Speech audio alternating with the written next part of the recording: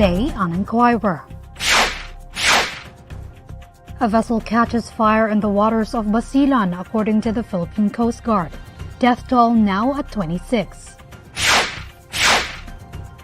Philippines' outstanding debt hits new high of 13.75 trillion pesos in February.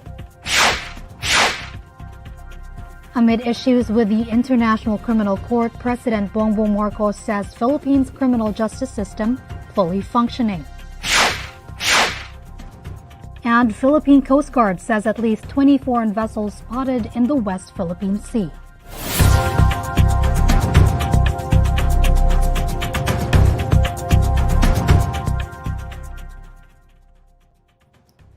Good evening. The Philippine Coast Guard says a sea vessel caught fire in the waters of Basilan on Wednesday night. To tell us more, here's Zakarian Sarao reporting live. Zach, tell us what's the latest on this story.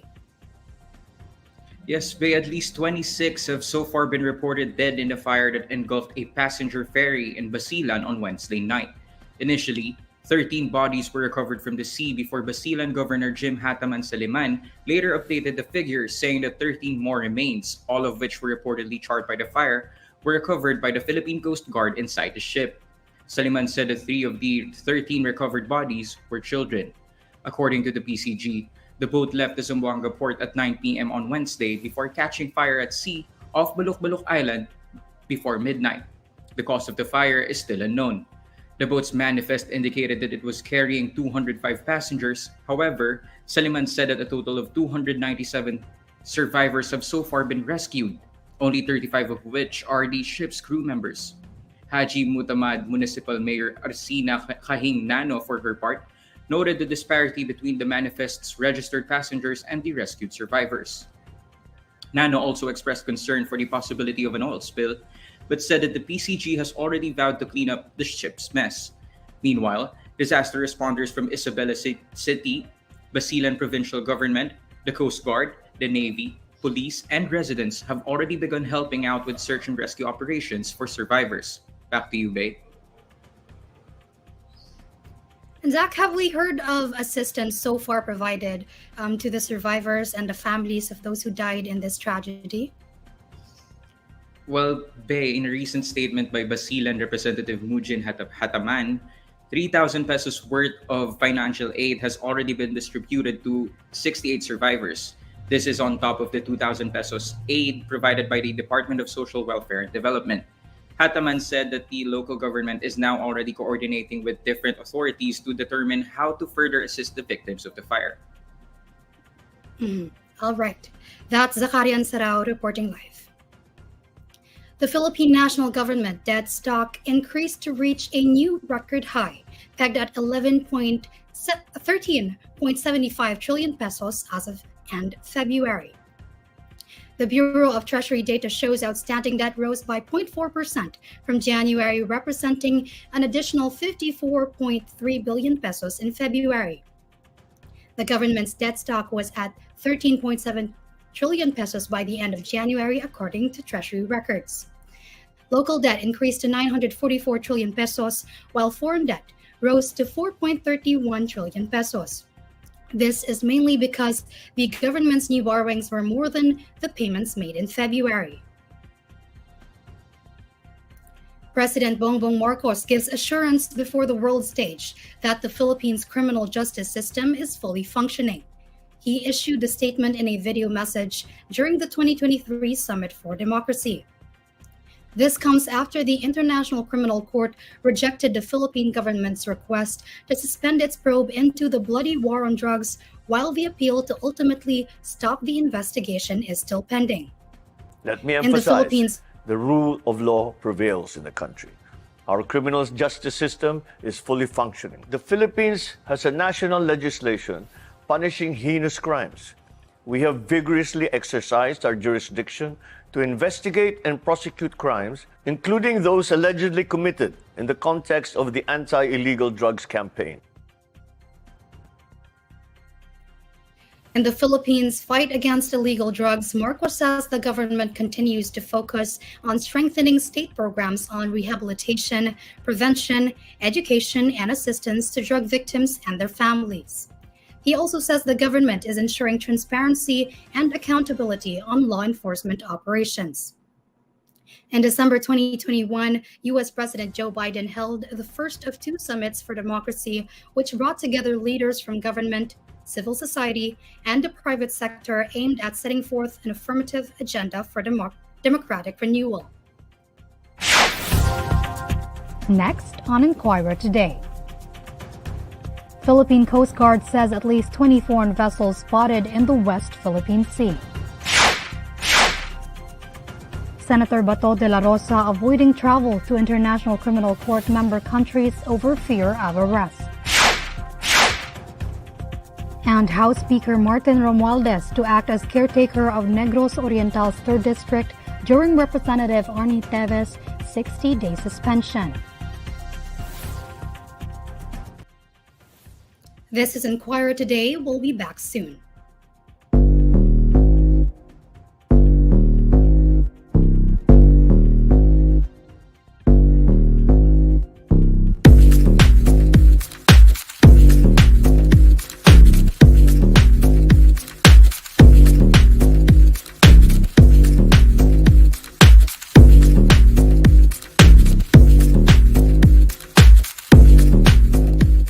Hello, I'm Paul Sumayaw. I'm Jedi Directo, and we're owners of Barbira Barbershop here in Laguna.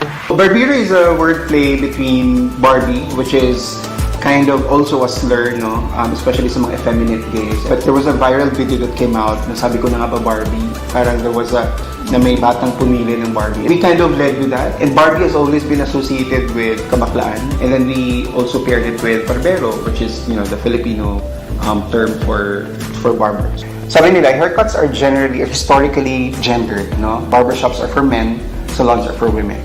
And that's what Barbira is for. We wanted to create that conversation na hindi kailangan, may gender distinction ang haircuts ng babae at lalaki or anyone in between.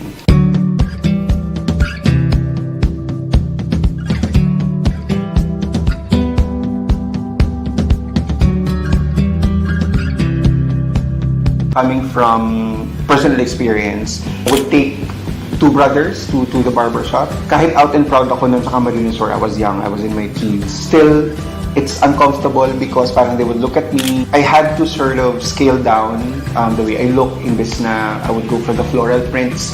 Pag pupunta kami sa barbero ng kapambahay and maluwag na basketball shorts. So I would borrow from uncles or cousins. That level of discomfort pa lang without even someone initiating it is really, kind of a horrific experience na parang nagagaling sa loob. It's really more trying to act, boyish, diba? Parang that's how you want to get treated normally, diba? Parang I was always conscious of, not trying to be too effeminate. Nung bata ako, conscious ako doon kasi parang may uncles, may titas would always call me out on that, diba? Kasi parang dapat lalaki ganito.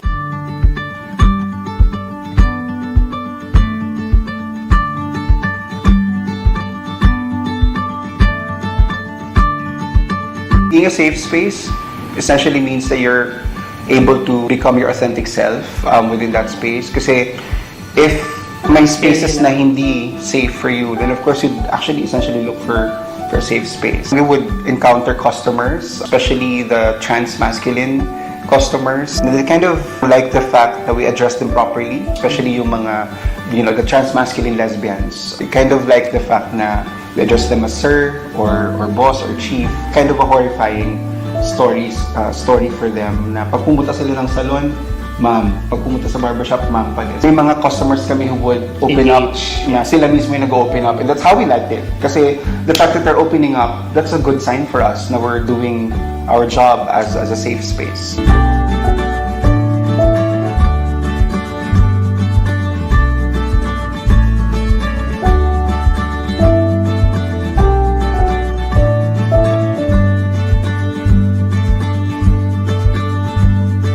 Yung training talaga pinaka tumatak sa isip ko doon yung parang discrimination. Lahat ng nakakasalamuha mo, hindi mo pala alam yung tunay na gender, ganun. Baga parang respect mo lang.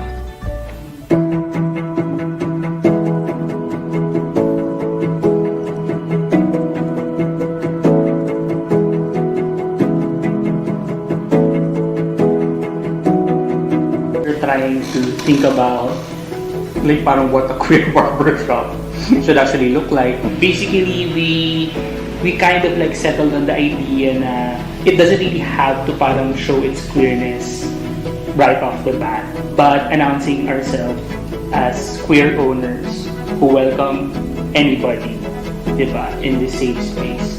Yeah. Yun is enough.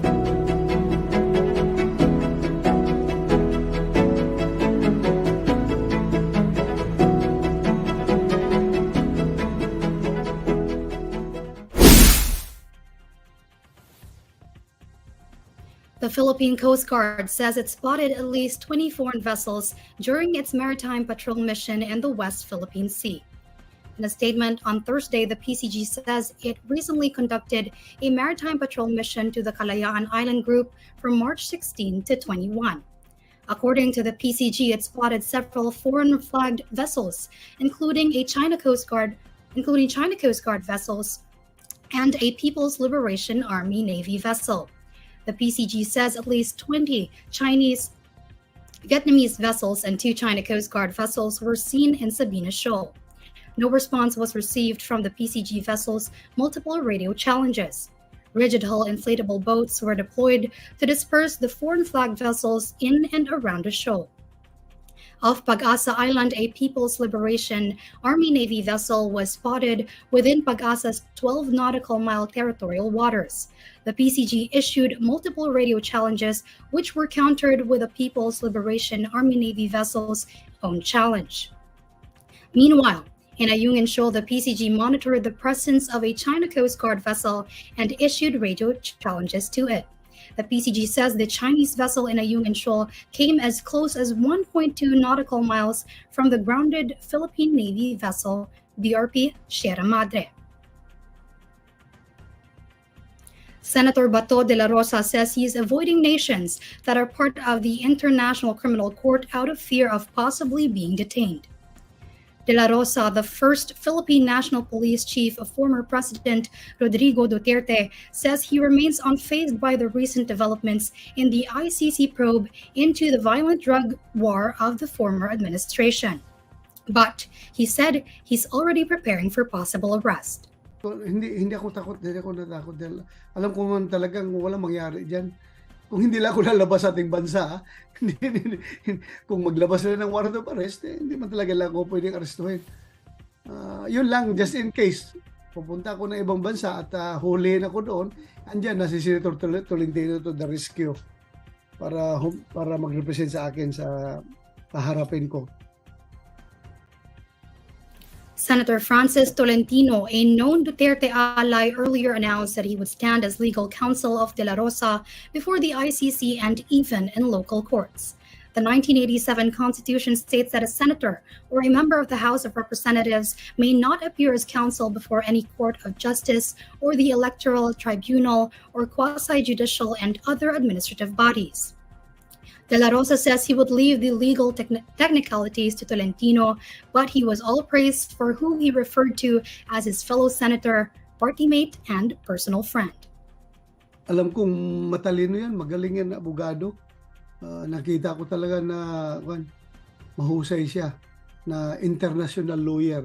I'm very comfortable with him. Kilala ko siya from head to foot. Alam kong hindi niya ako pababayaan. He will fight with all his might just to defend me. House of Representatives Speaker Ferdinand Martin Romualdez will act as the caretaker of Negros Oriental's 3rd District, while Representative Arnie Teves is serving the 60-day suspension handed out by the chamber. Romualdez says he was made the caretaker under a House memorandum order that he himself issued last March 23. Romualdez shall act as the legislative caretaker of the Negros Oriental's 3rd District from March 23 to May 22. To recall, Teves was placed on a 60-day suspension after the House adopted the Committee on Ethics and Privileges recommendations to suspend Teves after he failed to physically appear before the House despite his travel authority expiring last March 9. Teves, who went to the United States for a medical trip, has refused to come back home, claiming there are serious threats to his life. Earlier, Justice Secretary Boying Remulla said Teves is being considered as one of the masterminds in the killing of Governor Romualdez and 8 others.